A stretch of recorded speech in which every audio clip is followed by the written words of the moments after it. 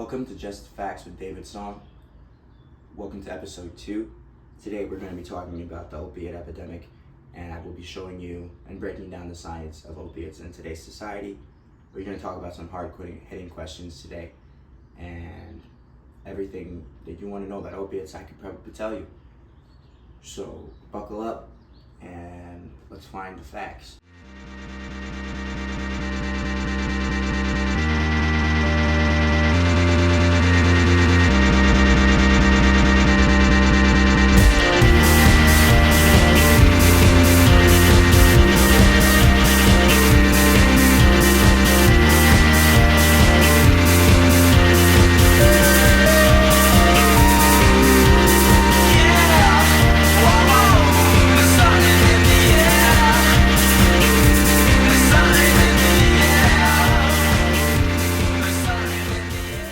Let's take it. Alright, so I've been doing mushroom gummies.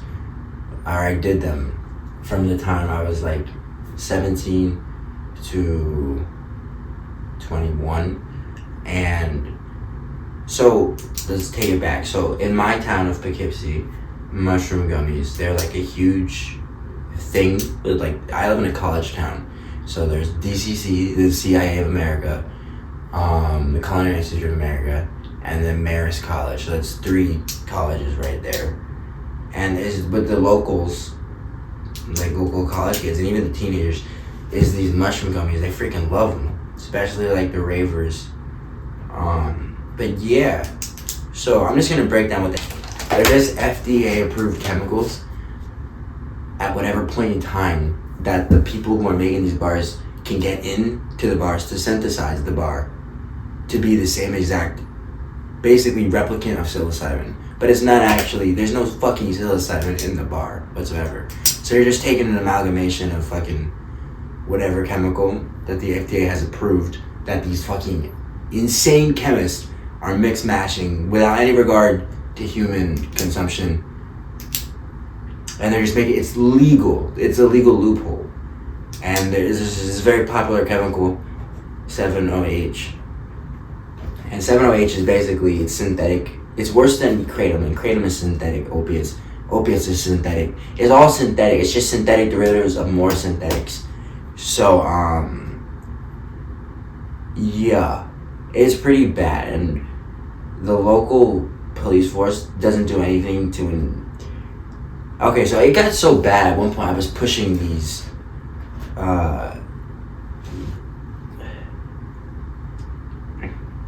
I was pushing these bars as like very, and they make these things so euphoric so that you don't think to read the label. You just think to like take the fucking thing because it makes you feel good stuff out. And I just want to put this out there for people because I know a lot of college kids, like, they just want to broaden their horizons. They just want to, or they're going through whatever pain that most college like kids are going through and stress, and they want to relieve this in some type of way. But these stupid chemists are, for lack of better words, these stupid chemists are preying upon the hopes and dreams of kids, for lack of better words. That's the best way I can put it there for any kid that's on this street, that parents are, for whatever reason, just at-risk youth. For lack of better words, it's just at-risk youth. They don't know any better. They don't have anyone to tell them any better. They're just at risk. And like, that is the terminology for at-risk youth. And like, my sister, she works with literally the town like council to like help these at-risk youth the world better. And what I'm seeing is these mushroom gummies. They're an epidemic, a silent epidemic, because like everyone does them.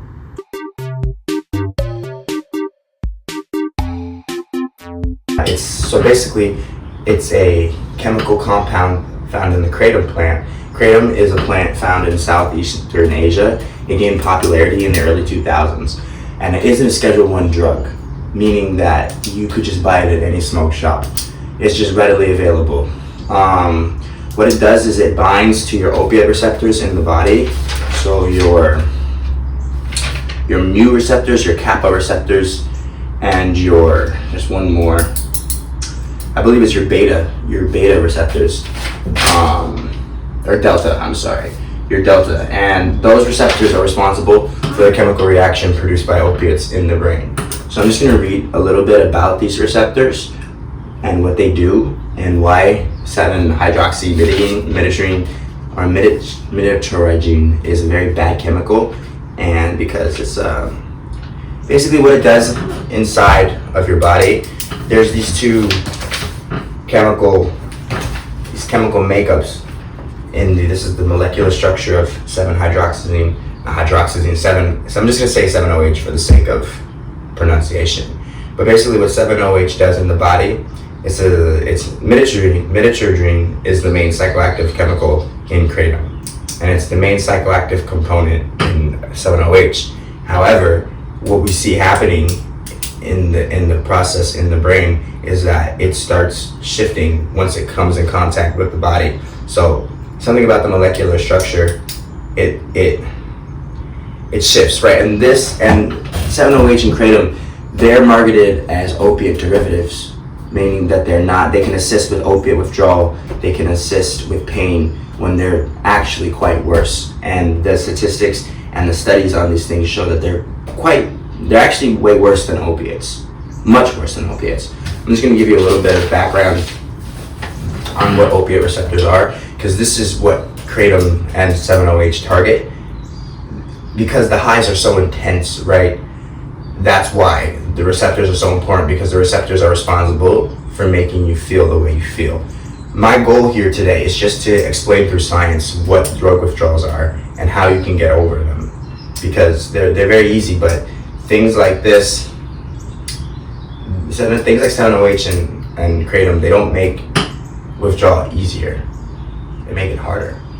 If you were gonna go on anything, go on Suboxone, because these alternatives, they're not FDA approved. You know that back in the early 2000s, the DEA, they tried to classify kratom as a Schedule I drug, which would be the same as LSD or heroin. And due to public backlash, they just dropped it, meaning that these things are unregulated, untested, and human consumption is through the freaking roof. It's through the roof. And we're just okay with this. And it's ruining kids' lives, because I don't see any adult willingly going out to take 7-OH. You know, they'll do opiates like a real adult. This is what I mean by, like, these are just, all right. Let's get into some reading though. So 7-OH or 7-hydroxymidine is 14 to 20 times more potent than morphine, and it's about 16 times more painful with withdrawal. And this is because it has high binding and affinity potential, basically meaning that it is super successful at binding to your opiate receptors, incredibly successful, to the point where you can't stop. It doesn't matter if you're an addict or not, this is a highly addictive chemical. So let's just do some reading. Opiate receptors are specialized proteins in the central nervous system and gut that regulate pain, mood, and reward. When activated by natural endorphins or opiate drugs / alcohol. Because I don't know, most people don't know this, but alcohol, the same receptor in your brain that affects opiates affects alcohol. So alcohol affects the same opiate receptors as opiates do. Just PSA. Or opiate drugs / alcohol. They slot pain signals and trigger dopamine release, which can also lead to slowed breathing, dependency, and addiction. Opiate receptors belong to a family called G-protein coupled receptors, GPCRS. G-protein coupled receptors, GPCRS. When they are embedded in the outer membranes of neuron cells, binding natural body chemicals like endorphins or endogenous opiates, like morphine or fentanyl, like they bind to the receptor. Or it triggers inhibition. This binding triggers a B protein inside the cell to block nerve signals. It also is responsible for regulating pain relief. Obviously, why opiates are pain relievers, this is the big one. So the nerve cell becomes hyperpolarized, meaning it is much harder for it to find an and action potential and transmit pain signals to the brain. So basically, what these opiates would do when they attach to certain receptors is they're responsible for regulating pain, they're responsible for regulating inhibition. This is why alcohol is called liquid courage, because it blocks your inhibitions and it makes you more outgoing, it makes you more fun, supposedly. It just takes away fear temporarily, and then it leaves you worse than you felt before. So let's do some reading about the receptors that are responsible for making you feel this way, right? So the mu receptor, or the mu receptor, primarily responsible for the pain relieving analgesic effects are opiates, but also cause euphoric, respiration, depression, and physical dependence. Most addictive drugs target this receptor. That right there, that is huge, right? Because this is not just talking about opiates. This is talking about just like a lot of drugs. A lot of drugs, they target the mu receptor. As I don't know if you've ever heard of the weed cart, the fake weed cart brand called Muhammad's. That's a derivative of this.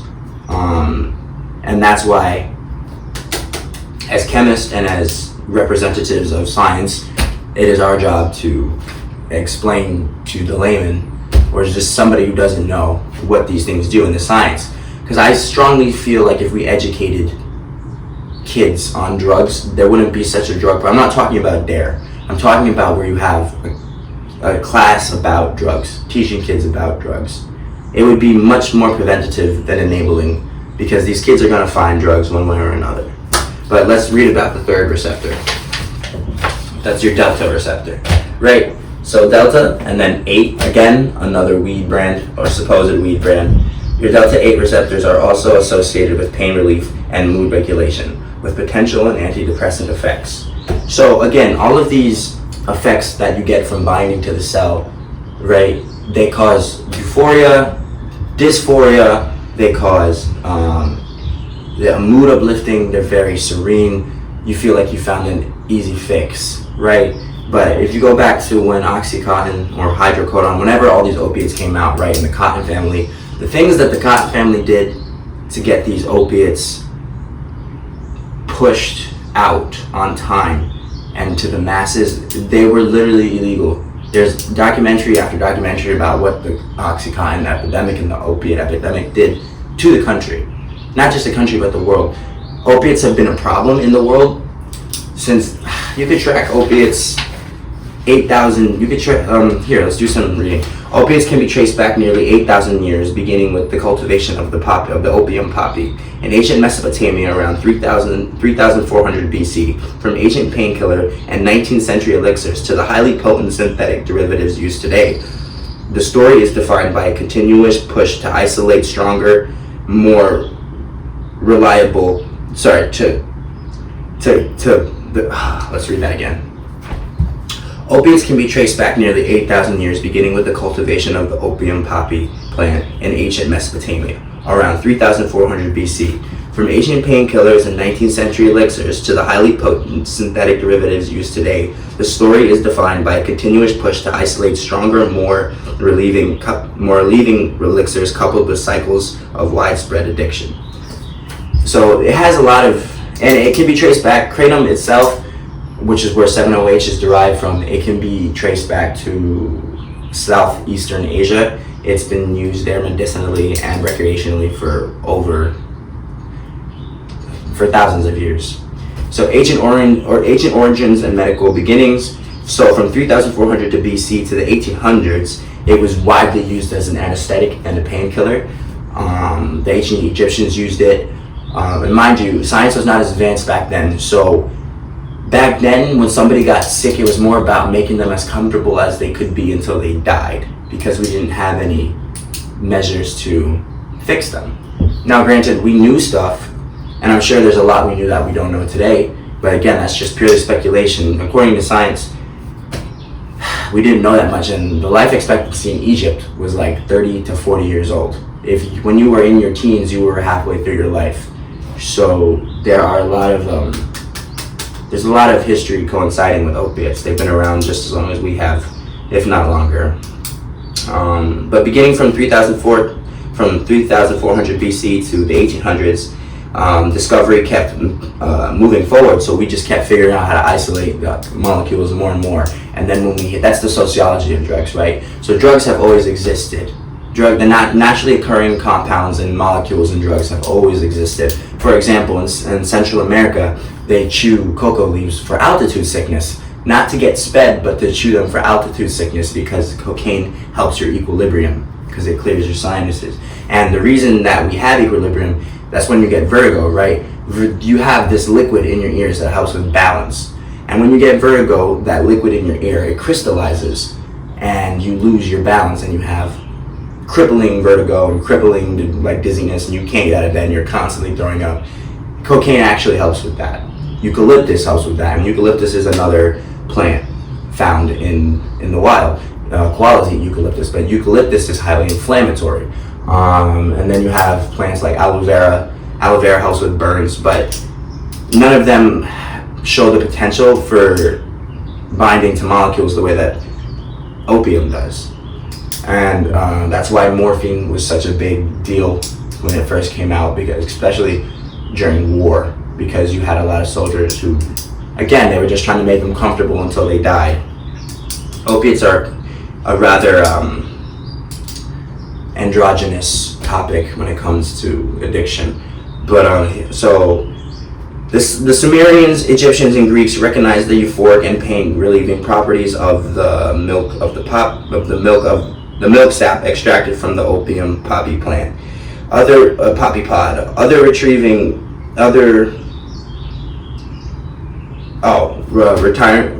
Revealing it as the milk of the poppy. So if you've ever seen Game of Thrones, you would know the milk of the poppy is basically just opium. So it's actually probably more potent than anything they could make today. Yeah. But that's a lot of the science, right? So let's read about the delta receptors, right? So delta 8 receptors associated with pain relief and mood regulation with potential antidepressant effects. So that's the delta. So we've gone over the receptors and what they do and what they're associated with. Let's go over where these receptors are found in the brain and how they affect certain people. So so you have a brain A spinal cord receptor, which block incoming pain messages and alter the brain's reward system. So the main goal that scientists have in mind for opiates is pain relief, but it just happens to have a lot of addictive side effects. So this is why we study the opiates, to see if we can finally make an opiate without addictive properties. The goal for any scientist is to make a drug that functions similarly to psilocybin, because psilocybin, while producing mind-altering and psychoactive effects, is non-addictive. Psilocybin, not any I'm talking about straight up psilocybin that comes from mushrooms. That is what scientists are trying.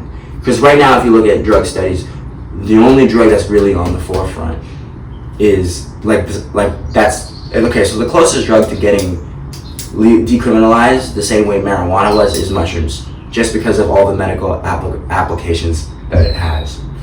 There is a lot of I'm talking more so about mentally. So opiates, they stem more to the physical side of medicine. If you were talking about psilocybin, it would be more on the mental aspect of health, because a study just came out actually about how somebody, an elderly woman who had dementia, was given a dose of psilocybin, and her cognitive function it's skyrocketed. She was able to formulate sentences again. She was able to talk fluently. Psilocybin is doing insane things. It's doing, and as a community, since we've shifted away from trying all these pills and all these man-made chemicals, I feel like psilocybin is the key. I've said this before, I feel like psilocybin is the key to utopia. If we could just crack the integrity of psilocybin, we could figure out utopia. But going back to opiates, so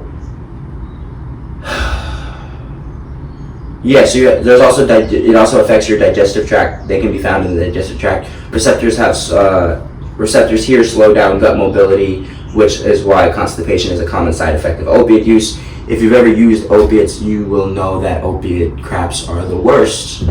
They're the worst. You're sitting on the toilet praying to God, if he would just let you shit, you'd never use opiates again. And then as soon as you poop, you go do a line of opiates. It is just insanity. And so we have brainstem. This is probably the most powerful one. Any drug that affects your brain is probably going to be the most, or your brain receptors is probably going to be the most potent and the most psychoactive. So that's why when you do cocaine and it goes straight up your nose, it affects you instantaneously because the method of delivery is instantaneous. Same thing with the shooting, because as soon as that drug hits your bloodstream, you're whacked. That's why edibles work well, slow serotonin reuptake, and it's the same with a lot of SSRIs. They have their serotonin the uptake is worked on so that the euphoria is not overwhelming. I've seen a lot of times, especially during opiate withdrawals, if you give an addict marijuana when they're going through opiate withdrawals, a lot of times they'll have an anxiety attack because they get freaked out by the euphoria, meaning that they felt so crappy from the withdrawals, they take the THC pill or they take the joint and they immediately feel better and they're overwhelmed because, i.e. the psychological aspect, right? So, I feel better, but this is only going to last for 3 hours. I'm going to be going through opiate withdrawals again in another 3 hours. And then you have the instant relief, which makes you want to cry, which is why you have to be careful when dosing somebody, because the serotonin and the euphoria, it can overwhelm them. So you just have to be aware how you dose somebody. If you're going to dose somebody going through addiction or opiate, I'm just talking specifically opiate withdrawals. If you're going to dose somebody with THC who's going through opiate withdrawals, I sincerely recommend that you consult a bud tender or somebody who actually knows about marijuana, because you can seriously mess somebody up with if you don't know what you're doing when you dose somebody with THC when they're going through opiate withdrawals. Goes right back to what I'm saying. Understanding the specific mechanisms of these receptors is the focus of ongoing pharmaceutical research. Scientists aim to develop safe, non-addictive painkillers that target pain receptors without activating the pathway to cause addiction. That goes exactly back to what I was saying about how the key to understanding drugs and the key to making drugs non-addictive is understanding addiction in humans. So if we can't understand addiction in ourselves, these substances, they're not for us, because addiction is going to trump a human psyche every time. At the ripe old age of 22, I've seen addiction ruin lives over and over and over. And addiction is not this psychological, spiritual mindfuck that we make it out to be. It's a dysfunction in the brain. It's a dysfunction with your receptors. It's a dysfunction with your dopamine reward system, and it can be fixed. It can be fixed very easily with the proper therapy and the proper treatment and the proper medication, all in tandem. You can recover. Recovery is not about these spiritual principles and finding a higher power. It's about understanding that you'll be okay and that you won't die. You just messed your brain up, but you'll be okay. And it goes back to what I was saying. We have, as a society, mystified science so much, and we've mystified drugs so much that people are scared of them, and people are scared of what they do. But if, as a society, we can just come to understand that these things are meant to help us, they're not meant to destroy us, even though if we're not careful, these things will be the end of us. They could either be our future or our end. And I'm on the path more so to be on it's like Star Trek. Drugs are the final frontier. If we crack drugs, everyone talks about VR and like Ready Player One being the future. If we can crack the integrity of drugs, we will achieve utopia. We could fix everybody. Everyone. We could figure out how to live forever. And again, that's a whole different video. I'm not saying that that's something I want. And I'm not God. I'm just somebody with a brain. But these things are a Google search away if you just educate yourself. And the sources are all there. AI exists. Like, Google exists. You can cite your sources very easily. With the internet is the Thunderbird. You have everything that you ever would need to know and more at your fingertips. So I sincerely recommend that if you're struggling with opiate addiction, if you're struggling with any type of addiction, read. If you can't seem to stop using, get high and read. If you want to survive whatever addiction you're going through, you have to educate yourself. You can't rely on your sponsor, you can't rely on your program, you can't rely on your stupid network, because at the end of the day, all they're going to tell you to do is not use.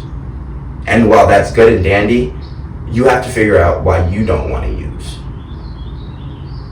And for me, reading the science and figuring out what's wrong with my brain is helping me immensely. And I want to take you guys on that journey with me. And so that's why I spent hours researching these.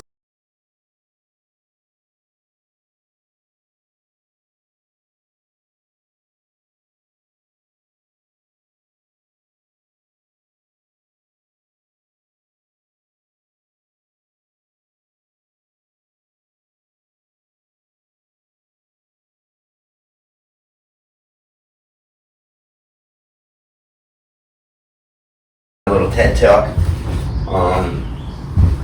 Yeah, remember, recovery is not about getting better. It's about doing better than you did yesterday.